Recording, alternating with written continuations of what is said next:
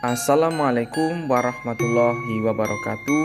Kembali lagi dengan saya Rian Sulistyo, peserta Latsar CPNS tahun 2022, gelombang 1, angkatan 2, golongan 3. Pada kesempatan ini, saya akan menyampaikan resum mengenai manajemen ASN.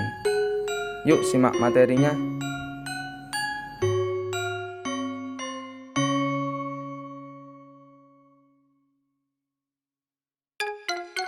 Manajemen ASN adalah pengelolaan ASN untuk menghasilkan pegawai ASN yang profesional, memiliki nilai dasar, etika profesi, bebas dari intervensi politik, bersih dari praktik korupsi, kolusi, dan nepotisme. Dalam hal ini, lebih menekankan agar tersedianya sumber daya aparatur sipil negara yang unggul. Berdasarkan jenisnya, pegawai ASN terdiri atas 1. Pegawai negeri sipil atau PNS. 2. Pegawai pemerintah dengan tunjangan kerja atau P3K.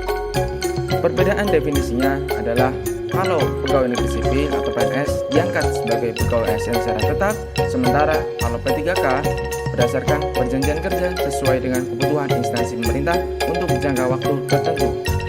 Untuk menjalankan kedudukan tersebut, maka pegawai ASN berfungsi sebagai berikut. Pertama, pelaksana kebijakan publik. Kedua, pelayan publik. Ketiga, perekat dan pemersatu bangsa. Agar dapat melaksanakan tugas dan tanggung jawabnya dengan baik, maka PNS berhak memperoleh gaji, tunjangan, dan fasilitas, cuti, jaminan pensiun dan jaminan hari tua, perlindungan, dan pengembangan kompetensi. Sedangkan P3K memiliki hak gaji dan tunjangan, cuti, perlindungan, dan pengembangan kompetensi. Sementara itu, terdapat kewajiban pegawai ASN yang disebutkan dalam Undang-Undang ASN. Berikut saya tayangkan. Kewajiban adalah suatu beban atau tanggungan yang bersifat kontraktual. Dengan kata lain, berarti kewajiban adalah sesuatu yang sepatutnya diberikan. Dalam hal ini harus dilaksanakan. Hal penting selanjutnya adalah kode etik dan kode perilaku ASN yang bertujuan untuk menjaga martabat dan kehormatan ASN. Adapun kode etik dan kode perilaku ASN sebagai berikut. Saya tayangkan. Fungsi kode etik dan kode perilaku ini sangat penting dalam birokrasi, dalam menyelenggarakan pemerintahan.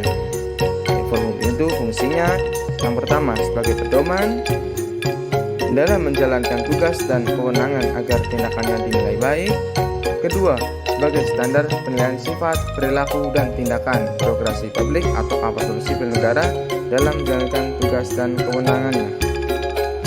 Dalam konteks pengelolaan ASN, konsep sistem merit menjadi bagian yang tidak terpisahkan dalam pengelolaan ASN.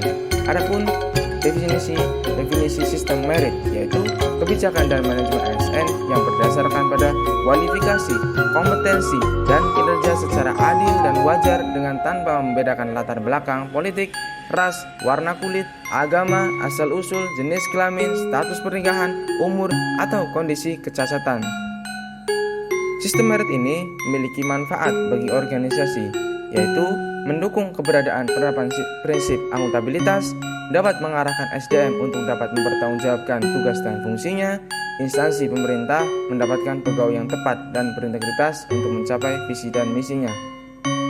Sedangkan manfaat bagi pegawai yaitu menjamin keadilan dan ruang keterbukaan dalam perjalanan karir seorang pegawai, kemudian memiliki kesempatan yang sama untuk meningkatkan kualitas diri. Bagaimana menerapkan sistem merit dalam pengelolaan ASN? Sistem merit yang tadi itu harus diterapkan pada semua komponen atau fungsi dalam manajemen ASN. Semua fungsi dan komponen dalam manajemen ASN sebagaimana tercantum dalam pasal 55 yang mengatur tentang manajemen ASN, PNS, dan pasal 93 mengatur manajemen P3K. Dalam Undang-Undang ASN ini harus menerapkan sistem merit ini.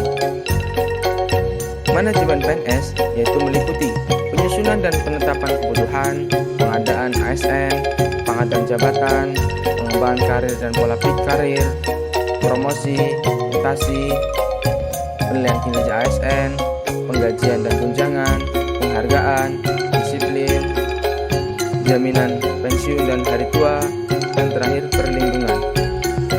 Dan bila kita simpulkan, manajemen PNS sebenarnya terdiri dari rekrutmen, pengembangan pegawai, promosi, kesejahteraan, manajemen kinerja,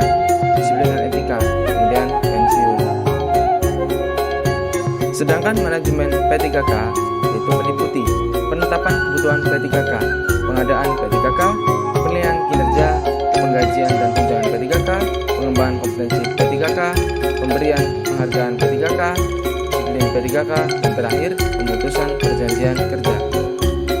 Pegawai ASN berhimpun dalam wadah Korps, Profesi Pegawai ASN Republik Indonesia, yang bertujuan pertama, menjaga kode etik profesi dan standar pelayanan profesi ASN, dan kedua, mewujudkan jiwa Korps ASN sebagai pemersatu bangsa.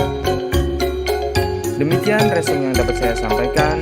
Sampai jumpa di lain kesempatan. Sekian dan terima kasih. Wassalamualaikum warahmatullahi wabarakatuh.